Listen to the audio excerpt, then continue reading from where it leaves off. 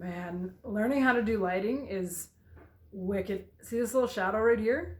I've been like fiddling with my lights and trying to get rid of that for like 20 minutes. I ain't got no more time for that today. Today is December 29th, 2019, and it is a super duper special day for me. Today marks the day that I have been 5 years abstinent from drugs. I say it like that because I have a tendency to say drugs and alcohol, but alcohol is a drug. But then there becomes this the waters get all muddied and like, well, maybe caffeine is a drug and nicotine is a drug. And I sure as hell drink a lot of coffee. And I smoke the occasional dart. I do mean occasional, like 3 or 4 per year, as far as cigarettes go. Anyways, I want to talk a little bit about what my recovery journey has been like. I don't want to get into what my using days were like. It's just, I don't know how to abbreviate that. I've told my story before in 12-step fellowships, meetings and stuff, and I can't get it down to less than an hour. And like, I either would have to say it was tragic and terrible or tell the whole story. And the whole story is long. So anyways, we're just going to talk about recovery. So 5 years ago today, I already had my bed booked in a rehab facility in Toronto. I was to go in January 6th, and you had to have a minimum of 7 days clean. So of course I used pretty much right up until the minute before I was about to lose my bed. So yeah, January 6th 2015 would have been the day I was going in. So I used right up till the 29th on 2014. I went to treatment and I loved it, but I did a bit of sidestepping of the programming there. So I regularly found myself offering counseling to people when I should have been listening. And I was told that by the counselors there that I needed to stop talking and start listening. And so I took that advice. I completed 21 days there, and I was urged by the counselors there, who were amazing, that I should seek additional support and that I should get myself into a longer term program. I used for pretty well constantly for about 13 years, and the idea that that was all going to be just reversed in 21 days was far-fetched and unrealistic. So I then entered a 10-week inpatient program. I did not complete the 10 weeks there. I ended up leaving because I was having like escalating conflict with another patient there who had a history of violence, really significant violence. So I left. I was taken in by friends who still used, so it was kind of like a nightmare existence for me, trying to get sober for the first time in my adult life and being around people who were high constantly. That sucked, but I'm still fortunate and grateful that they even took me in, because I had burned all my bridges and I had nowhere to go. Once I had 3 months clean time under my belt, my dear sweet mother let me move back home.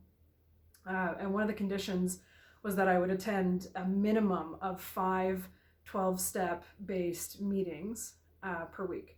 Now, I never say which fellowship I'm primarily a member of, because we need always maintain personal anonymity at the level of press, radio, and film. And I think the updated or modern version of that includes social media. So I just say 12-step fellowships. They're all good. They all help. Doesn't really matter which one in particular I'm most fond of. I'm just practicing anonymity. I started going, and for the first year, I really just went through the motions. I showed up to meetings because I had to, because that was a condition for keeping a roof over my head. So I showed up. I got a sponsor. I didn't really do the work. I didn't take the suggestions. I just showed up and I sat in the seat. And about a year and a half into being clean, I was working a job that I hated. I had made some cool friends, some people in recovery, some people not in recovery, but I was just miserable. And wouldn't you know it, it's because I was the problem, not the drugs. The drugs were a problem for me. Make no mistake about that. But that wasn't the real issue. The real issue was me. And I guess I just wasn't ready to face that yet. And eventually the the pain of staying the same became so great that it overwhelmed the fear of change, the fear of looking at myself in a really thorough manner. So in this year and a half, I had gone through 2 sponsors who, did their best with me. I wasn't willing, and that's on me. My 3rd sponsor, I asked him because I knew he was real tough.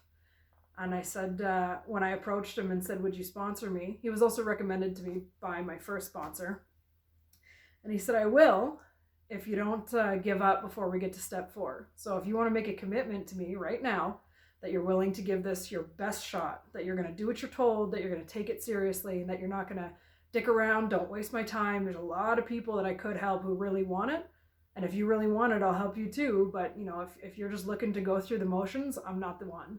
So I made a choice then and there that I was actually going to get serious about it. And I did. I started my step work with that sponsor, and we just connected. I credit that person for being one of, if not the most influential men in my life. Not the most important and not the one I love the most or anything like that, but the most influential. The person who helped me make the most change from who I was towards who I wanted to become. And we did that through step work. That person also got me into doing service work by teaching me that if I'm going to be serious about service work, I need to not use it as a reason to pat myself on the back. So they would give me tasks, things that I could do for, I don't even want to say what they were because I feel like I'm violating the agreement, but I was given tasks. When you're out in the grocery store and you see someone struggling with this, do this, but you cannot tell anyone what you did. And that was when I first learned that I was not actually a nice person. I was only a nice person when I could get credit for being a nice person. And so having to go out of my way to do things for people and then not be able to tell everyone how nice I was really very, very eye-opening for me. That was a big aha moment for me. And it was also a big moment where I realized that, my sponsor really understood me significantly more than I understood myself, but was willing to give me the right tools and the right but the right action plan to get to know who I really was, and then to make changes, towards the person I wanted to be. So I had that sponsor for 3 years, and boy, did my life change in that time. Through step work, through service work, through service work within the fellowship, so sponsoring other addicts as well, doing speaking engagements at hospitals and institutions, and through being given tasks outside of the fellowship just to work on my character, basically. I changed so much. I figured out who I was, and I did not like a lot of that. So I had somebody who was there with me saying, yes, absolutely, you suck big time, but here's what we can do to change that. And then you can feel good about yourself. That's when I learned about esteemable acts, which is, if you want to feel like you're a good person, go prove it to yourself. Go do nice things for people. That sponsor also encouraged me to seek outside help. I had to see a specialized counselor to deal with some sexual assault stuff. I saw different counselors for different things that ailed me emotionally. I initially went into a 12-step fellowship thinking it was going to be the cure-all. It was going to fix everything that was not right inside me. And that's not been my experience, and it is for some other people. That's not been my experience. I needed more help than that, and that's okay, because I went and got that help, and how I am now and how I interact with the world around me, it's phenomenal. I always want to say I wouldn't change it for the world, but if you had asked me 3 years ago what my life was going to be like, this is not what I would have described, and I'm so happy. So maybe I would change it for the world, because I've finally realized that things can be so much better than I literally could even dream of. When I finally started putting in the work, I started reaping the rewards. Quelle surprise. It really did work. 12-step fellowships are not the be-all, end-all of recovery. There's lots of different things that work for different people. I'm just talking about my story and what worked for me. But even that, it wasn't just the fellowship. The fellowship was a big piece of it. And the fellowship helped me connect to other resources that I needed to use, but it wasn't it. I needed inpatient rehab twice. I needed specialized counseling. I needed, I guess you would call it peer counseling, would be doing step work with my sponsor, as well as group counseling as far as being in meetings and stuff. I needed a hell of a lot of help, a lot. But I got it. I set my pride aside. I let go of my excuses. You know, I had somebody tell me probably the most life-changing piece of advice I ever got was that everything was my fault. And that if I started looking at all my problems as if all of them were my fault, then suddenly I became empowered to change them. But if I was constantly pointing the finger here, there, and everywhere, and, you know, I had trauma and I had bad things happen and leaning on that, well, I can't do anything about those things, and I can't change anything about other people who I was blaming for my problems. But if I own it all, if it's all my fault, then it all can be fixed. And that's probably been the best. Spike wants to hang out too. That's probably been the best advice that I ever got. Not probably, it is the best advice I've ever received, and I'm grateful for it. And what life is like today is I'm self-employed. I'm a twice entrepreneur. I'm running 2 businesses. I can keep a roof over my head. I have a modest little vehicle that gets me to and from. I live very happily with my dog. I feel confident enough to speak on anything I want. And that doesn't mean I'm not ever wrong. I am. But one of the other blessings is that I've finally learned how often I'm wrong and how it's okay to just say, I didn't know that. My mistake. It's really that simple. I thought it was a lot harder than that, but it actually isn't. I think getting to be close to my family again is, you know, the obvious. Well, maybe it isn't obvious, but that's, you know, one of the bigger blessings for me as far as being in recovery. I had really pushed everybody away, and now I get to not only be close to them, but I get to be a source of support for them from time to time, instead of just constant burden and emotional labor and making everyone worry about me. And I like the way things have changed. And I will say, for me, I have to stay close to the fellowship. You know, it's been 5 years today, and things haven't changed. So, I'm not cured, not by a long shot. I still need that help. I still need to be humbled from time to time. I need people who understand the way my brain works to sit with me and say, that ain't it, Chief. And I feel grateful.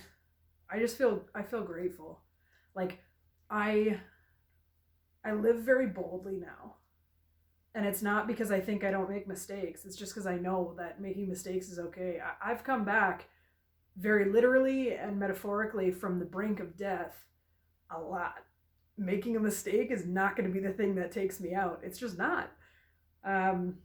Taking responsibility, though, and being accountable for myself and my life and my actions, that has been such a huge game changer. And that's probably the primary thing that I learned from the fellowship was to take responsibility. Take responsibility. I'm going to do a whole other video on why everything is your fault and why that's a wonderful thing. For now, I don't want to make this too long, though. I'm excited. I wanted to share with you guys that I've been, clean. I don't really like that term, but that's the term we're supposed to use. I've been clean for 5 years, and I'm happy as hell for the most part. There's no toxic positivity here. I have bad days. I have things that, mess me up from time to time, but for the most part, my life is wicked. I have really meaningful relationships with people that I trust. I have a pretty exciting career. I live well. I'm physically and mentally and emotionally healthy, with few exceptions. And I'm happy. And I wouldn't be if I didn't get my shite together. And the program really helped me do that. So I'm going to wrap her up.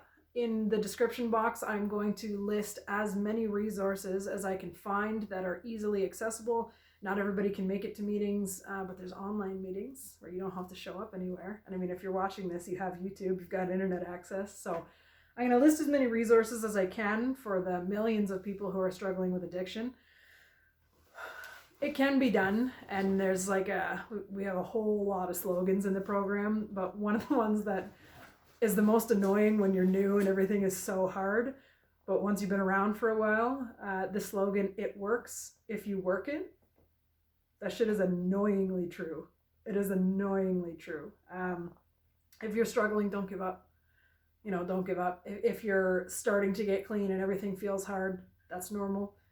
Just keep pushing. Another slogan is that don't leave before the miracle happens. And I almost did. About a year and a half in, I was ready to give up and start using again. And I'm so glad that I didn't, because I don't think I have another comeback in me. I think this is it for me. I get one shot at this. And knowing that gives me a little bit of healthy fear, but it also gives me a tremendous amount of gratitude. And that's a much more motivating factor for me, is that gratitude. So again, in the description box, I will list as many resources as I can think of and as I can find. I hope this is helpful. It's okay. Come on, Spike. It's okay to get a bit screwed up. But the sooner you take the reins and the sooner you start asking for help and taking responsibility, even for the things that weren't your fault, you can take responsibility for how you're handling those things today. And for me, that made a significant difference. And now I'm pretty friggin' stoked about life as a general rule. So would recommend getting your shit together. Would recommend asking for help if you need help to do so. If you like these videos, you know what to do. Like, share, subscribe, all that good stuff. If you don't like it, tell me why. That's cool too, because I can accept feedback today. And I'm going to show you one last thing to end this video, because it's in no way related, but it's cool to me, so it's happening.